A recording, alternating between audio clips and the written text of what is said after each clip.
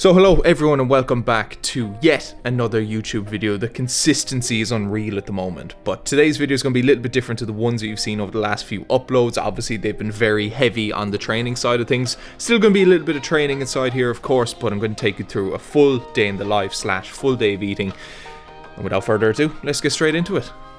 Right, so before we get stuck into meal number one, I promised myself last night, because I've been slacking recently, that I was going to go for a run in the morning. So we have the Vaseline applied to the inside of the legs. It was a rookie mistake I made when I went for my first run in a long time, was not smearing the inside of my legs in one of these. You'd be walking like the fucking Tin Man from Wizard of Oz for a good 3 days. When it comes to warming up for a run, I'm not an expert, I'm no Mo Farah by any stretch of the imagination, but I try to just keep it as short, sweet, dynamic as possible. Something like leg swings, maybe opening up the hips, etc. Bouncing on the toes just for that sort of shin splint thing that you will get, especially if you're pounding the pavements. But without further ado, let's get into the run. The time is just 10:37. I'm going to aim to run a 5k, so I'm hoping to have it done in less than 25 minutes. So all going well, I'll be back here before 11:05. So let's go. It was a more difficult run than usual. Yesterday I smashed legs, so I had a little bit of DOMS trying to keep myself pedaling for the full 5 kilometers. As well as that, it was quite a windy day, so you turn a corner, there was one stretch of probably about 2 kilometers where the wind was literally blowing straight against you. So it was a bit of a resistance run, and it's funny when those things are going against you on the run itself, you're actually kind of like, oh for fuck's sake, this is a nightmare, why did I pick today to go running? And then you finish the run and you go, actually, that's way better than having the conditions absolutely perfect, because I got more, I had to push myself more, I had to force myself to keep going in even harder circumstances than as usual. So now, ironically, I'm thankful that it was a windy day, because it meant that I got a better workout. But nonetheless, still got the run done in less than 25 minutes, which is what I originally set out to do. Man, my skin has been literally burning since I got back from the run, and initially I was like, what the fuck is that? Like, is there an infection or something? Then I realized I'm using Duac to like get rid of the spots on my face and around my mouth. And one thing that the pharmacist said was that you're more susceptible to get sunburned even on a cloudy day in the areas in which you're using the cream. So that makes a lot of sense. Any of you using Duac to get rid of your acne, be careful if you're going out on any day. It doesn't even need to be a sunny day. So first meal is a staple, something that I have pretty much every single morning, whether I'm cutting or bulking. I'm not really cutting or bulking right now, not tracking calories or anything like that, so I don't even know what I'm consuming. But it's going to be 4 eggs, 2 bacon medallions, and 2 slim bagels. If you're like bulking, very, very simple sort of tricks that you can do is I have a packet of regular bagels there as well. They're probably going to be somewhere around double the calories of bagel thins. So something like that is going to increase the calories that you're consuming at the same meal by, let's say, 200 to 400.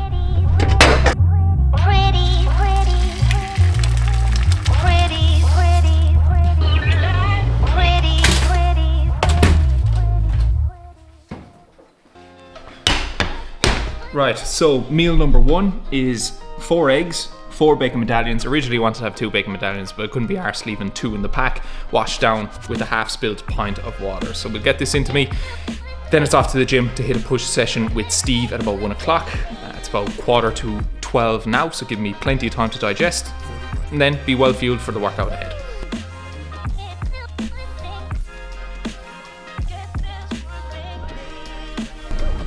Right, so we are on the way to City Gym to do a bench session with Steve. So if you watched the last few videos, you know who Steve is, the big fucking man mountain.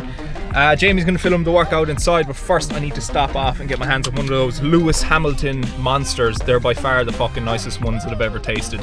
Way better than the white one, I reckon. Right, so we have the Lewis Hamilton Monster acquired. As I said, probably my fucking favorite one. I've only had it once. I had it before the last City Gym session. It was fucking unbelievable. And then we had some pre-workout Sour Patches as well. Another bulking cheat code. You know, take advantage of the fact that you have extra calories. So if you're going for a workout, you could sneak a packet of jellies, National Confectionery, a few Haribos here and there, just to bump up those calories consistently throughout the course of a day. So yeah, make use of it. Right, so we're here with the big man, Steve, in City Gym. He's going to take me through his push workout. So without further ado, let's get straight into it.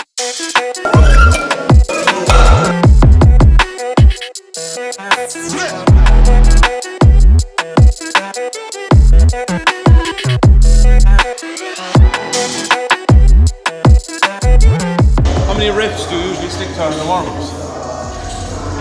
Probably 3 or 4. Yeah. Each weight. I'd never break 5 reps.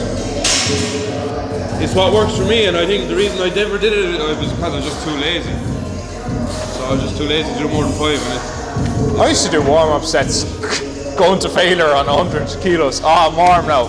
Then the next set is just like, fuck! So just a point raised by Steve on the warm-up. So when you're just starting off, let's say you're doing the bar or you're doing one plate either side, you can afford to do a little bit more reps than you will do as you increase that weight. But as you get closer to your working sets, the amount of reps that you're doing in a warm-up set should be dropping off. So that all the time you're staying as far away as possible from failure, but getting a good stimulus to warm up at the same time.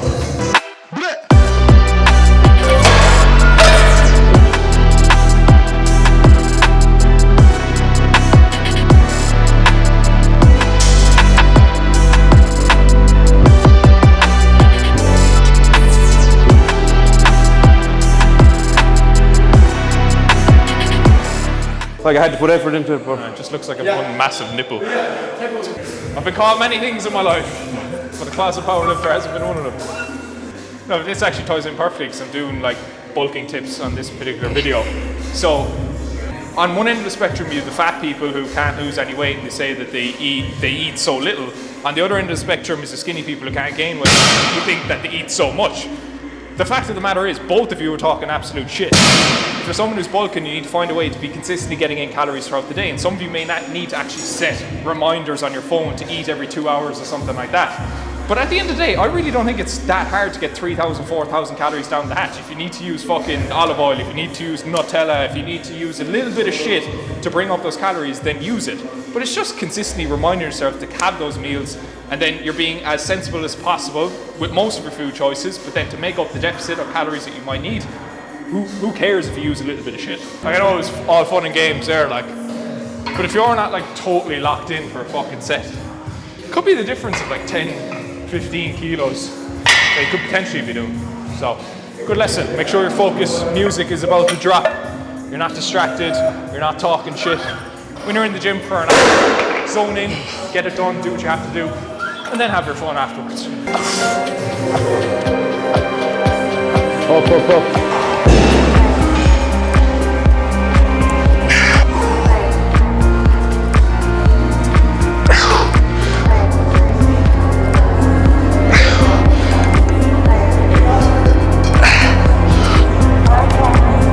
Come on, Sean, push. Up. Come on, push. Fight back now, fight back. Push through the legs. Push through the legs. Easy, come on. You got it. There we go.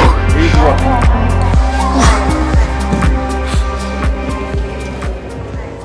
Now that's 0 reps in reserve. He didn't touch my elbows. So that's the thing. If you're struggling to assess how close you are to failure, compare the speed of the last rep to the speed of the first rep. So the first rep of every set is going to be fucking smooth as fuck. But the speed of your repetitions should be gradually slowing down as you progress throughout the set. And they should be a lot slower, I would say even fucking 2 or 3 seconds slower than your first rep was on the given set. Right, we're doing some lat pull downs now to finish off. Is that it? Some triceps, yeah.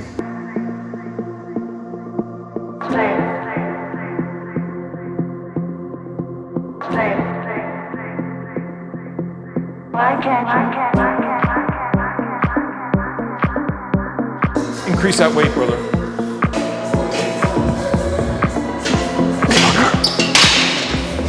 Man, your biceps like something out of a biology book. Like you can see the Dissect them. As you put muscles through different lengths, there's different sort of strength profiles there with it. So essentially, as the repetition is getting, let's say, shorter and shorter, so I'm able to bring it not as far to my chest, there's still some aspects of the overall musculature that's still going to be able to contract and still going to be able to work. While the muscles, when through their full length or fully contracted, may not be able to output as much force, there's still going to be parts of those muscle fibers that are not 100% fried. So if you do, this is where partials come in. So you're just making sure the totality of the muscle is completely fried by the end of the set. Now you don't have to do that for every single set, but something that I will implement usually on my last set his partials on exercises where it's safe to do so. So doing an extra 2 to 3 repetitions, albeit with not as much range of motion, just to ensure that the total muscle is completely fried. Yeah. And if you apply that attitude to every set that you do, you're going to increase your likelihood of getting very, very close to failure, if not failure, by the end of each set, which is something that most people struggle with. So if you're prepared to push yourself even past the point of full range of motion, where you're only able to get those partial repetitions, you're just getting closer and closer to that point where you really and truly are at failure and you're going to see the most results.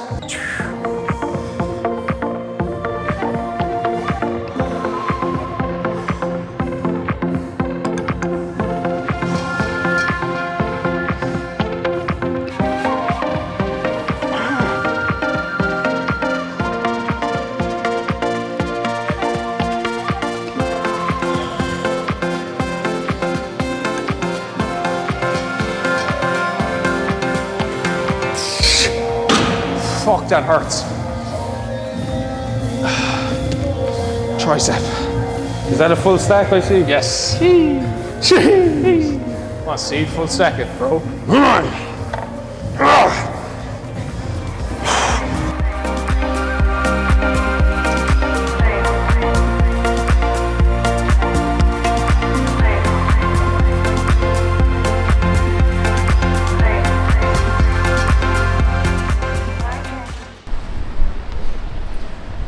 Alright, so we've 4 boys with a combined maintenance of over 20,000 calories heading to the Jasmine Palace buffet to put this place out of fucking business.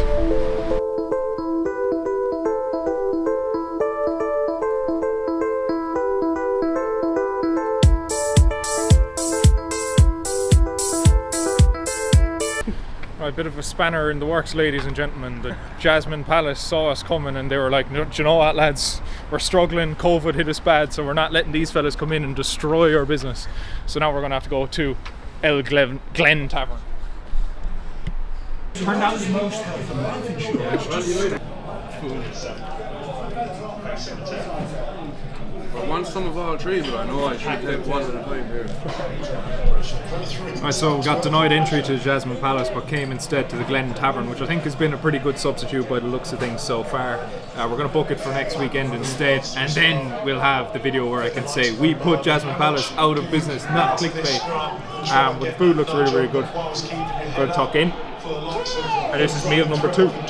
Ordered with my eyes, not with my belly. I'm reaching that point now where I just have that in front of me. I don't even want it, but the fact that I paid money for it, I'm going to have to finish it. Right, so I was feeling a bit brave inside there. Ended up ordering like 3 different things. Bacon cheese fries, we had wings and a buttermilk chicken burger. It just goes to show I couldn't fucking finish it, so if I had gone to the Jasmine fucking buffet, I don't think I would have eaten half as much as I thought I would. But yeah. Right, so got home from City Gym there and about 2 hours ago finished up my group call with the Fitness University. So that's our 3rd group call since the launch of this app. So much value being provided for such a fraction of a cost of regular online coaching, and a very exciting announcement with the app is that I will be rolling out email check-ins over the next week or 2. So you are getting more than what you're getting for a standard traditional online coach, and you are paying a fraction of the price. In some cases you're paying, I don't even fucking know, some coaches are actually charging 10 times per month what I'm charging per month, and you're getting more. So listen, you're stupid at this stage not to sign up. You're getting a structure with your training, you're getting a structure with your nutrition, you're getting a community, you're getting support, you're getting incentives to do the best that you possibly can with rakes of financial prizes. You're getting check-ins now over the next week or 2, which when they're rolled out, you'll be getting check-ins each and every week, and you have ongoing support. I'm just not sure what else you could fucking possibly need. Did I also mention the fact that I'm sitting down for an hour every single week on a group Zoom call to answer your questions face to face? So look, the ball is in your court. Regardless, it is now time for my final meal of the day, which is simply just going to be 2 scoops of a Clear Whey Isolate protein shake. I haven't eaten anything since I got to the Glen Tavern, mainly because I was fucking stuffed at the end of it and I don't have half as much of an appetite as I think I do. So that's going to be the final meal of the day, and that's going to be wrapping up today's full day of eating / training video. So that is all for today's video. If you like the video, make sure to smash that like button, make sure to subscribe if you haven't done so already, and make sure that you tune in to the next one. Take care.